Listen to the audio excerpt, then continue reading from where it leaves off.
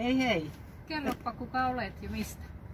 Rautiaisen Pirjo ja Mikkelin seudun sydänyhdistys ry:n liikuntavastaava ja hallituksen jäsen. No niin, hyvä. Tänään on teillä yhdistyksenä merkkipäivä. Kyllä. Kertoisitko siitä, mikä se on ja miten sitä vietetään? Tänään on maailman sydänpäivä, joka on aina 29. syyskuuta. Ja sitä myös meillä oli tässä tarkoitus viettää luennoilla ja muilla, mutta tämä korona vei meiltä nyt tämän mahdollisuuden, mutta toivottavasti ensi vuonna. Niinpä, joo. Sydänyhdistys Mikkelissä toimii aika aktiivisesti, mitä olen ymmärtänyt. Niin kertoisitko siitä teidän toiminnasta? Kyllä. Mitä te teette? Kyllä.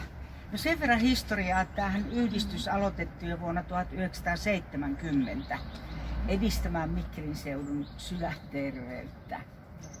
Ja meillä on aika paljon toimintaa. Et ihan noin nopeasti, niin jos aloitetaan sydänkerho, joka on, voi sanoa, iso tapahtuma tuossa kirjaston yläkerran isossa huoneessa. Joka toinen viikko, keskiviikko, siellä on luennoitsijoita, siellä on ammatti-ihmisen vetävä tuolijumppa, siellä on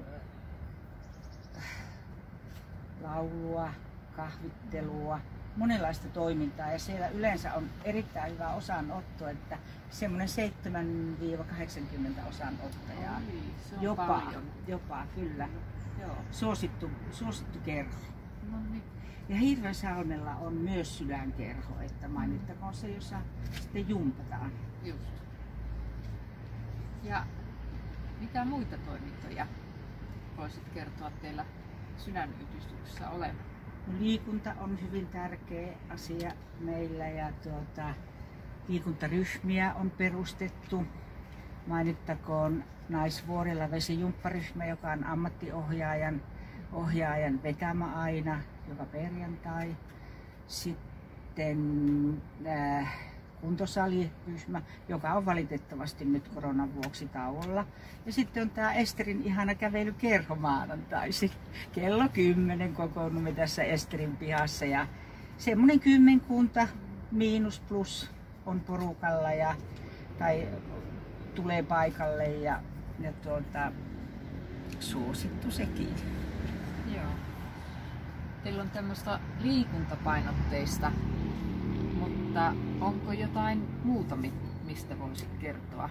Meillähän on tämä vertaisohjaajatoiminta. Sydänmerkki on erittäin tärkeä asia tässä tämä on merkki sydänystävällisestä ruuasta. Eli tässä on optimaalisesti rasva- ja suolaprosentit. Ja tätä sydänmerkkiruokaa voi kaupasta ostaa jopa valmiina.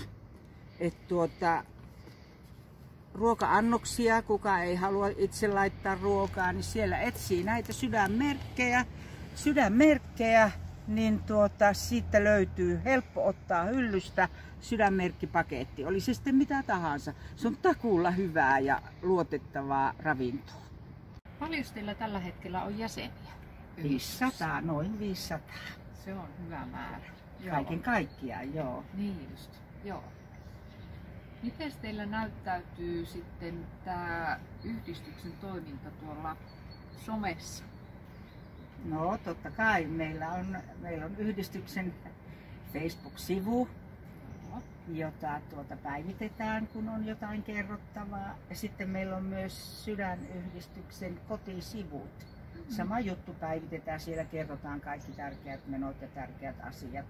Et nämä yhdessä kyllä somessa toimii.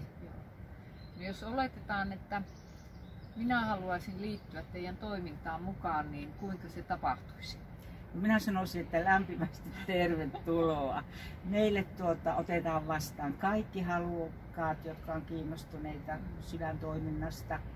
Ja mainittakoon, että näihin meidän liikuntaryhmiin kaikki osanottajat on tervetulleita, että ei vaadita sydänyhdistyksen jäsenyyttä. Ne on kaikille avoimet. Että oikein mielellään totta kai uusia jäseniä otetaan. Hyvä, kiva kuulla. ihanaa syksyistä maailmanlaajuista sydänpäivää teille. Kiitoksia sitä samaa teille. Kiitos.